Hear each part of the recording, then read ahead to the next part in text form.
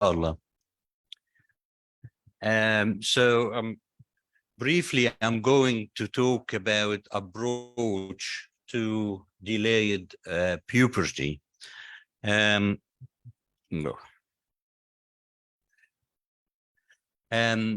Just as a basic slide, we know that puberty starts by the hypothalamus activation of the GnRH, gonadotrophin releasing hormone, that will release the gonadotrophin from the pituitary gland, FSH and LH, and subsequently release sex hormone from ovaries and testicles, and this induce puberty.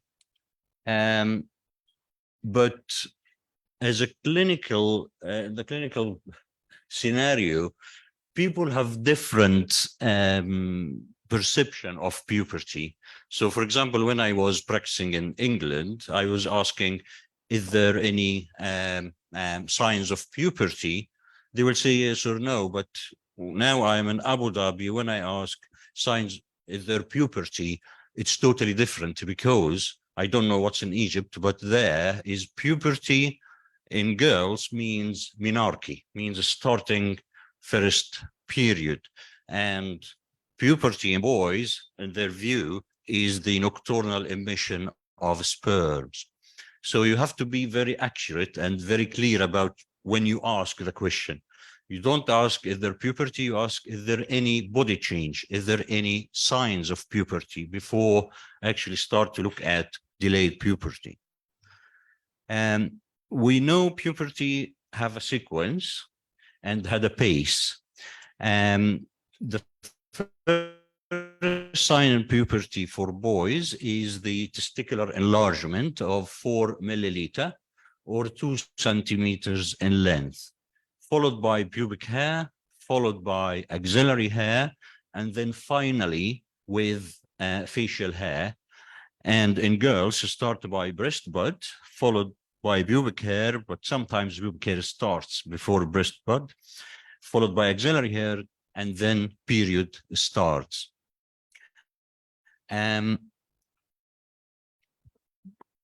The puberty is important not only for fertility, but it is very, very important for growth, and particularly bone growth.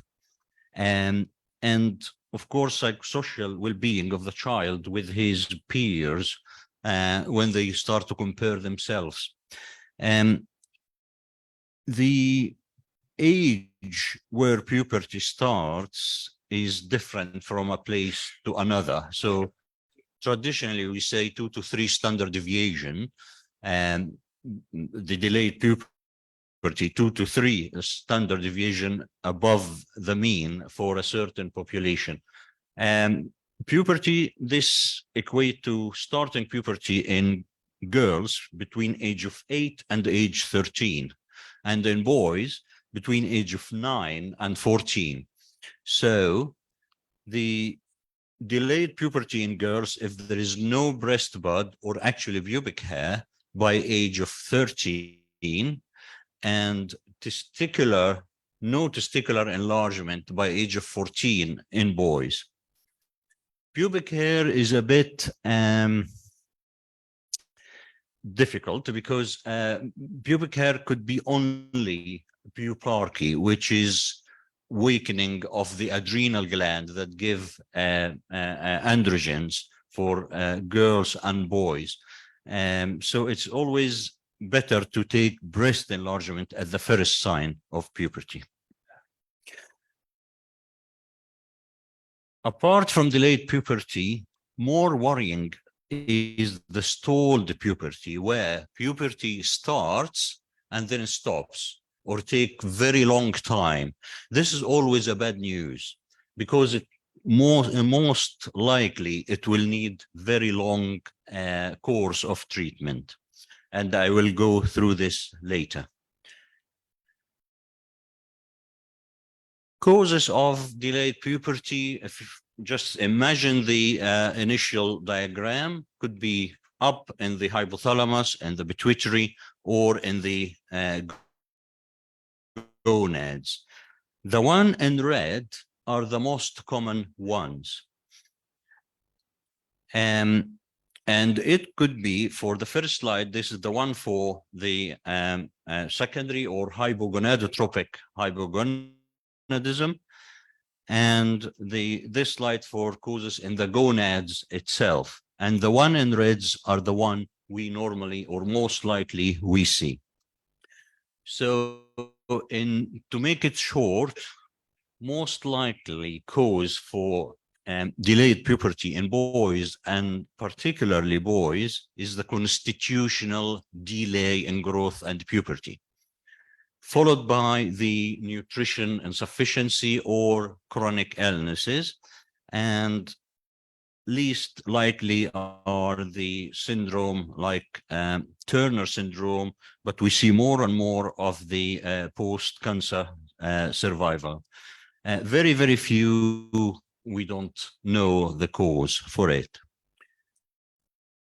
Most common one, again, is the constitutional delay of growth and puberty, which is the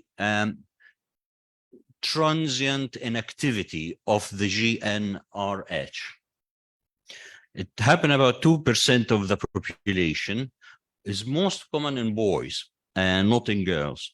It is autosomal dominant, so, but at the same time, you find if you see a boy, normally his father have delayed puberty, or if you see a girl, most likely their mother will have delayed puberty. The most difficult differential diagnosis for that is GnRH deficiency, not transient deficiency, but permanent deficiency of the GnRH. And this is really difficult to differentiate by doing battery of tests. And most likely you will wait and observe and see. So this is the GnRH deficiency, and you probably heard a lot about Kalman, the word Kalman syndrome, which is GnRH deficiency with anosmia, lack of smell. This is only 50% of cases, but there are other 50% without anosmia, but have certain genetic defects. And both have other congenital anomalies, and that's important when you do your examination, like hearing loss, cleft palate, hand deformity particularly, and maybe at birth they notice microphallus. It is interesting, even for Kalman or Kalman equivalent, about 20% may recover spontaneously, or after you kick off puberty with 6 hormones for 6 months or a year or so. And as I said before, it's very difficult to differentiate between it and constitutional delay, and only time will tell you.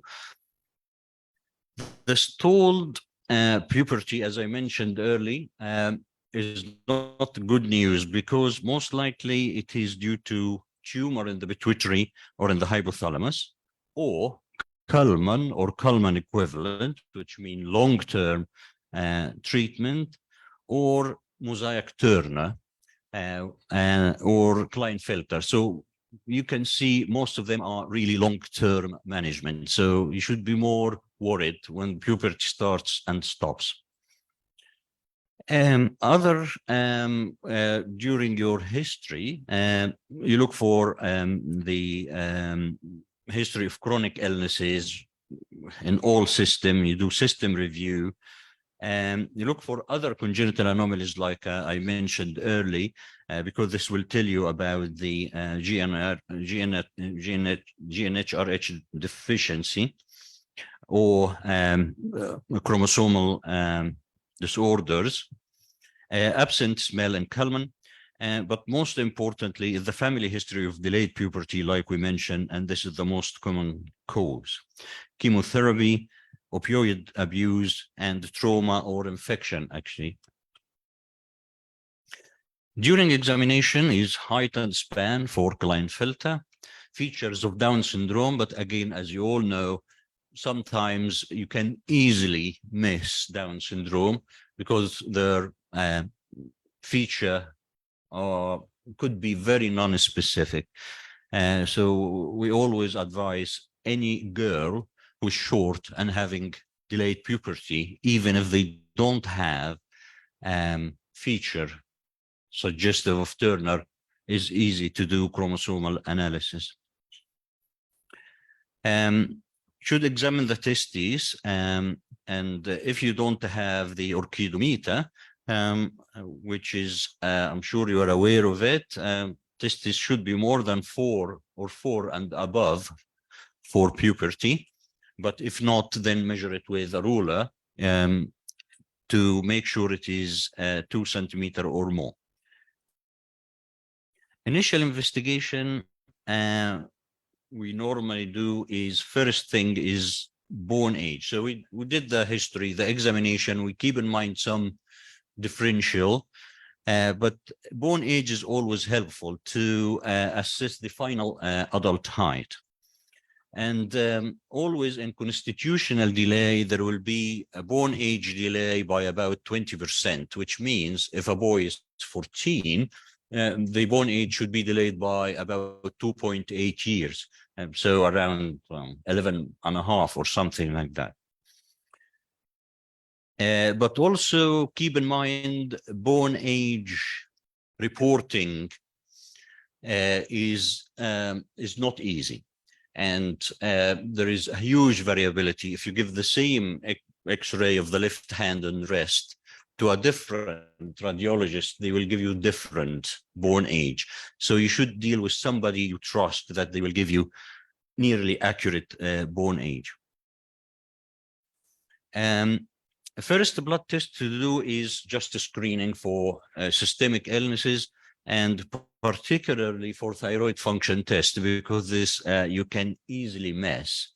And the other illness you can easily miss without symptoms is celiac disease. So don't forget to do the TTG, tissue transglutaminase, together with IgA.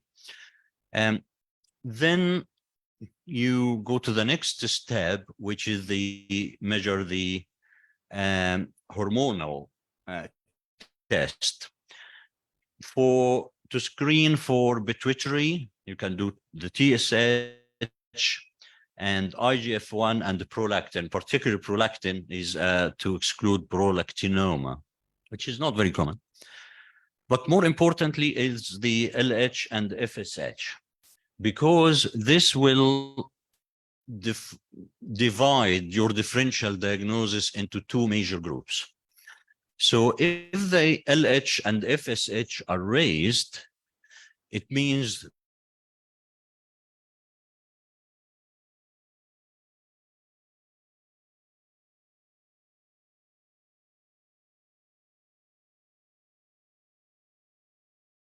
between the pituitary and hypothalamus as well. And in this case, you can filter, so chromosomal analysis, seen during examination, autoimmune, chemotherapy, post-infectious. So the problem is in the gonads rather than higher up.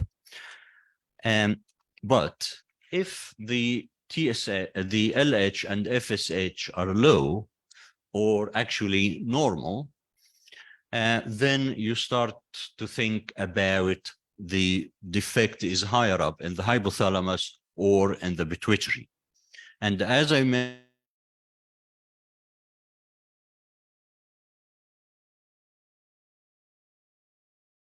mentioned, constitutional delay is the most taught by all these, as I mentioned earlier. In this case, your investigation, you should think of doing MRI, but not for everybody, because always you think about constitutional delay. So you do MRI only if there is neurological sign, or if there is anosmia.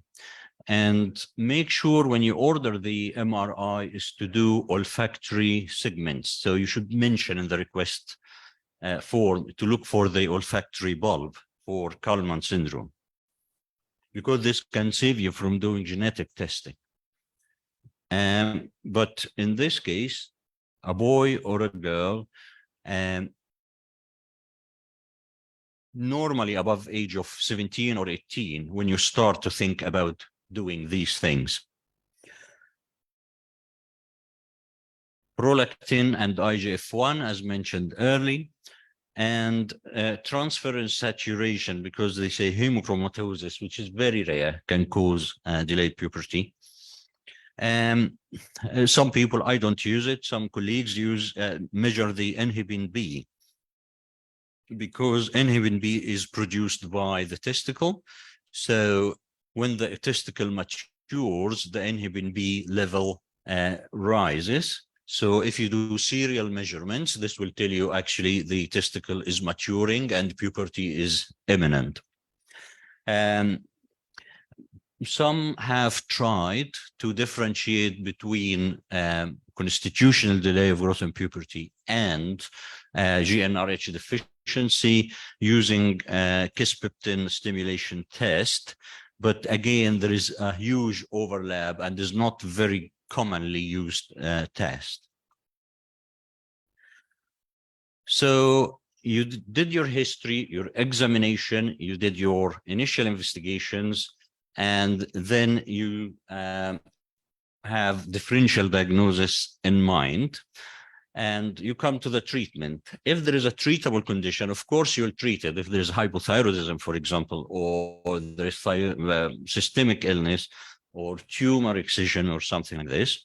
But in practice, when everything is normal, is you still thinking of constitutional delay or gonadotrophin hormone deficiency, which is hypogonadotrophic hypogonadism. And in this case, you will wait. And normally you should wait until age of 17 or so before starting thinking about idiopathic hypogonadotrophic hypogonadism. In practice,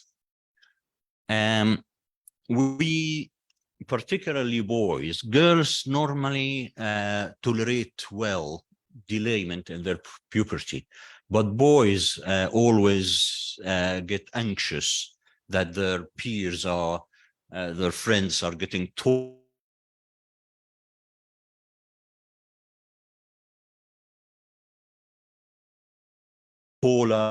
muscular. So sometimes we think about kicking off puberty. And this, in this case, we normally give it after age of 14, not before age of 14. I personally prefer not to give it, only if there is real psychological impact and the child can't wait. So I try always to reassure them, wait until age of 17 or so.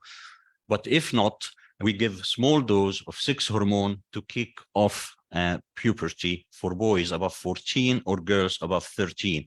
But as I said, girls very, very rarely we come to this point.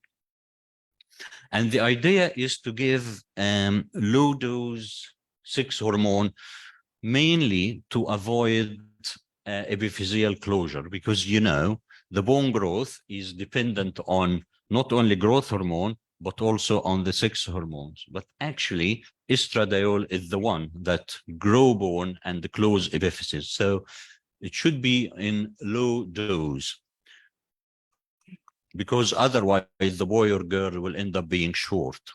So what we normally use for boys is testosterone, and you should use testosterone enanthate or cypionate only. I prefer to use 50 milligram monthly for 6 months. I know other colleagues use 100 milligram monthly for 3 months and stop for 3 months. So I usually use it for 50 milligram monthly for 6 months, and then stop for 6 months and assess if there is pubertal progression or not, by measuring the testicular size and measuring the LH and FSH and testosterone. If no improvement after this, then normally you should give another course for 6 months and wait for another 6 months. And by then, most likely you reach age of 17. And in this case, you should start thinking about hypogonadotrophic hypogonadism, GnRH deficiency. And in this case, you should start inducing puberty rather than kicking off puberty, which means long-term sex steroid replacement. A word of caution, because there are different type of testosterone, as you are aware, available. Never ever use Nipido, the long-acting testosterone, because this is a very high dose, and this will cause premature epiphyseal fusion. Use only, or best, use enantate.